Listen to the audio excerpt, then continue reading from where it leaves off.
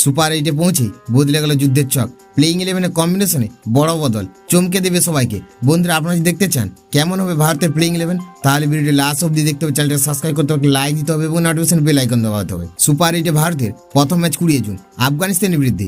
এই ম্যাচের জন্য ভারতীয় দল তাদের প্লেইং 11-এ পরিবর্তন করতে পারে। ভারতের প্রথম সুপার 8-এ ম্যাচ বৃহস্পতিবার। এই ম্যাচটি বারবাডোসে খেলা হবে। বারবাডোসের পিচ স্পিনারদের জন্য সহায়ক।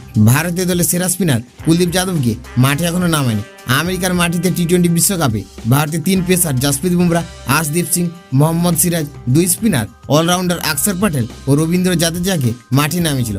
অলরাউন্ডার হার্দিক পান্ডিয়া বোলিং আক্রমণে আরও ব্যালেন্স দিয়েছেন। কুলদীপ যাদবকে প্লেইং 11-এ অন্তর্ভুক্ত করতে পারে। বারবাডোসের পিচ পিন সহায়ক, তবে কুলদীপকে দলে ঢোকাতে গেলে টিম ইন্ডিয়া উইনিং কম্বিনেশন বদল করতে হবে। এর ফলে প্রথম একাদশে কাউকে বাদ দিতে হবে। আফগানিস্তানের বিপক্ষে ম্যাচের আগে নেট সেশনে কুলদীপ যাদবকে প্রচুর বোলিং করতে দেখা গেছে। নেটে অধিনায়ক রোহিত শর্মা এবং বিরাট কোহলিকে বোল্ড করেন তিনি।